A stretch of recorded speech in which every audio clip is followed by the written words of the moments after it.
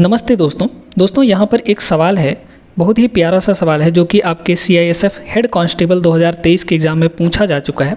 और ये सवाल बहुत ही प्यारा सा है। इस सवाल को हम लोग ध्यान से करेंगे और अच्छे तरीके से इसका कॉन्सेप्ट, इसका ट्रिक हम लोग सीखेंगे यहाँ पर।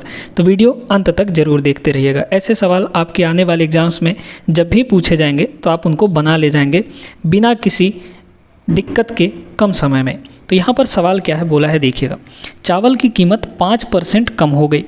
जो पैसा पहले 47.5 किलो चावल खरीदने के लिए पर्याप्त था, उसमें अब कितना कम या ज़्यादा किलो चावल खरीदा जा सकता है। सवाल में ये कह रहा है कि चावल की कीमत जो है 5% कम हो जाती है ना। पैसा आपको उतना ही खर्चा करना है, लेकिन पहले उतने ही पैसे में 47.5 किलो चावल मिलता था, लेकिन अब बताना है कि अब उतने ही पैसे में, जबकि चावल की कीमत कम हो गई है, तो उतने ही पैसे में अब कितना चावल खरीदा जा सकता है। तो देखिए यहाँ पर एक फॉर्मूला याद रखिएगा कि जो खर्च होता है दोस्तों, खर्च यानी एक्सपेंडिचर, ठीक है, एक्सपेंस कह लीजिए, एक्सपेंडिचर कह लीजिए। एक्सपेंस इक्वल टू ये होता है प्राइस इनटू कंजम्पशन। कंजम्पशन यानी खपत, है ना। तो प्राइस यानी मूल्य उसका इनटू कंजम्पशन, ये होता है खर्च के बराबर, यानी जितना पैसा उसमें लगाया गया है, ठीक है। अब यहाँ पर एक बात समझिए कि पैसा तो उतना ही लगाना है आपको, पहले भी और बाद में भी। यानी कि ये जो क्वांटिटी है, एक्सपेंस यानी खर्चा जो है, ये हमारा क्या हो गया, कांस्टेंट हो गया दोस्तों।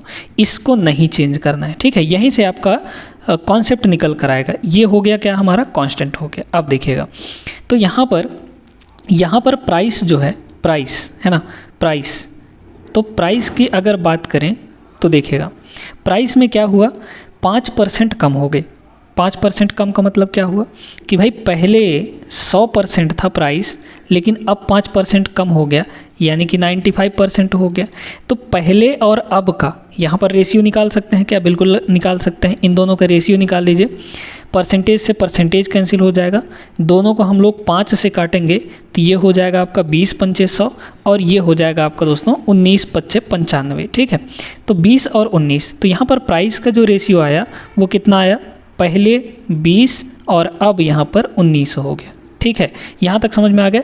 यानी कि पहले 20 रुपये का चावल मिल रहा था, लेकिन अब वही चावल 19 रुपये का मिल रहा है, जबकि 5% उसका कीमत कम हो गया है, ठीक है।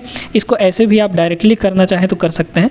भाई 5% की वैल्यू जो होती है, 5% की वैल्यू जो होती है, टाइम बचाने के लिए आपको हर एक तौर तरीके यहाँ पर लगाने पड़ेंगे। 5% का वैल्यू होता है दोस्तों, फ्रैक्शन वैल्यू 1/20, कमी है मतलब कि -1। तो पहले 20 था, अब इसमें एक कमी हो गई, यानी कि 19 हो गया। तो वही चीज़ यहाँ पर लिखा गया, पहले 20 और अब 19। अब देखिएगा, ध्यान से समझिए। भाई प्राइस तो ये हो गया।